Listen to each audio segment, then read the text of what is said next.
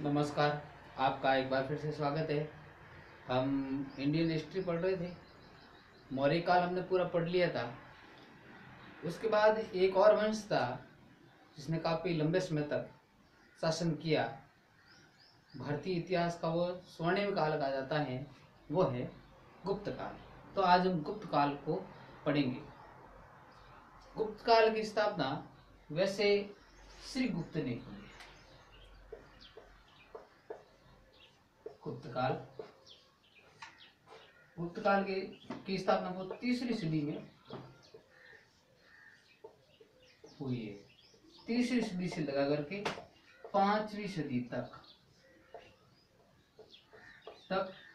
भारत के अंदर ये वंश चला है।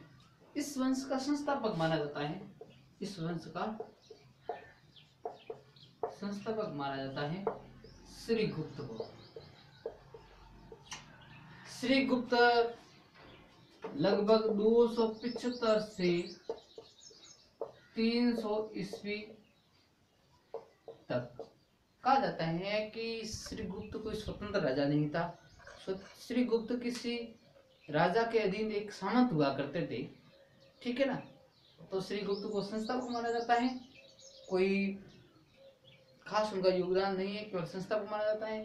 स्वतंत्र राजा नहीं थे। उसके बाद जो प्रथम स्वतंत्र राजा हुए वो हुए घटोत्कच। इनका जो शासन काल हम देखते हैं तो 300 से लगा करके 319 तक ये प्रथम स्वतंत्र राजा थे। प्रथम स्वतंत्र शासक अपने पिताजी तो किसी के आगे सामंत हुआ करते थे। अब ये प्रथम स्वतंत्र राजा बने घटोत्कच, ठीक है ना। इसने महाराज की उपाधि धारण की। उसके बाद हम देखते हैं तो चंद्रगुप्त फर्स्ट।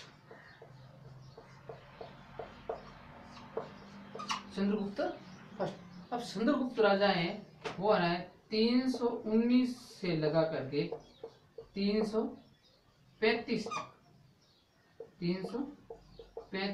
ईस्वी तक ये राजा रहा है।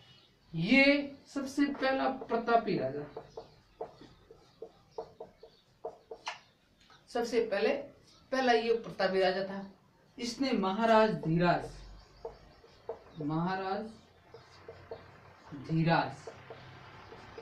की उपाधि धारण की। महाराज धीराज की उपाधि इसने धारण की। ये सबसे पहला प्रतापी शासक था गुप्त वंश का। इन्होंने ही 319 ईस्वी में एक नया संवत्सर है। उस संवत का नाम था गुप्त संवत। तो गुप्त संवत की शुरुआत भी किसने की? चंद्रगुप्त फर्स्ट ने की। किसने की? चंद्रगुप्त फर्स्ट ने की। उसके अलावा इन्होंने लिच्छवी राजकुमारी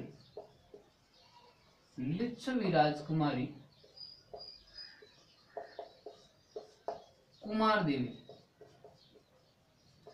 से भी विवाह किया। लिच्छवी राजकुमारी कुमार देवी से भी इन्होंने विवाह किया था। इस प्रकार इन्होंने वैवाहिक संबंध स्थापित किए। तो अब गुप्त काल जो श्रीगुप्त के समय था, घटोत्कच के समय था, अब चंद्रगुप्त के समय गुप्त काल है वो काफी बढ़ गया। उसके बाद उसका सबसे शक्तिशाली जो शासक आता है गुप्त वंश का वो है समुद्रगुप्त। नाम ही समुद्र है और वास्तव में काम भी उसके समुद्र के समान है। बात समुद्रगुप्त की करें तो समुद्रगुप्त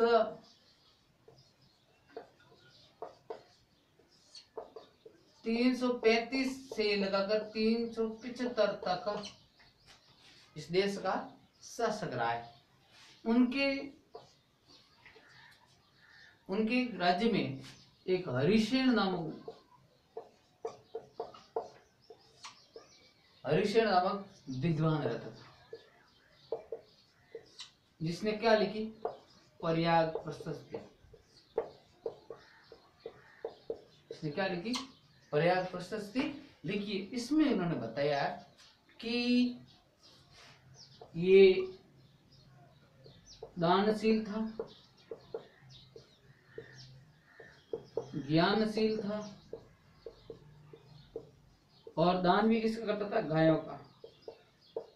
दानशील था, ज्ञानशील था, विद्वानों का आश्रयदाता था,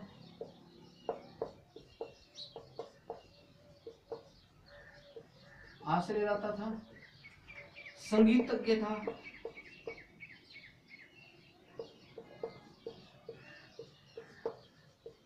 ठीक है ना।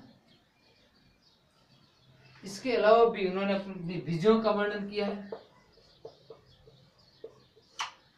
कि समुद्रगुप्त ने उत्तर भारत, जो कि गंगा यमुना का मैदानी प्रदेश है, गंगा यमुना का प्रदेश, वहां इन्होंने 9 राजाओं को हराया। ये इनकी सबसे बड़ी उपलब्धि थी। उत्तर भारत के 9 राजाओं को इन्होंने हराया। जबकि आप दक्षिण भारत की बात करें तो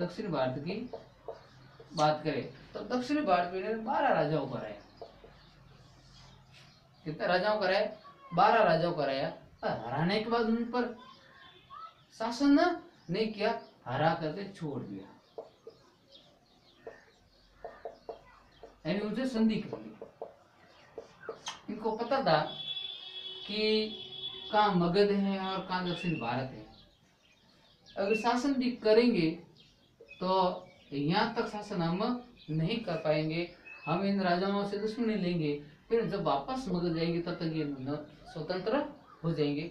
इस कारण दक्षिण के जो राज्य थे इन पर इन्होंने अधिकार नहीं किया, उनसे संधि कर ली, उनको हरा करके छोड़ दिया और उनसे थोड़ा बहुत कर था वो भी वसूल कर दिया, ठीक है ना। उसके अलावा उन्होंने कविराज की उपाधि इनको दी है। कविराज, किसकी? कविराज की उपाधि दी है। एक और उनकी खास बात है कि इन्होंने अश्वमेध यज्ञ करवाया था।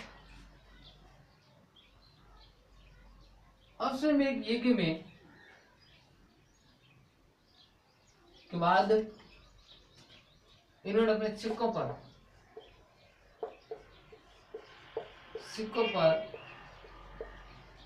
अश्वमेध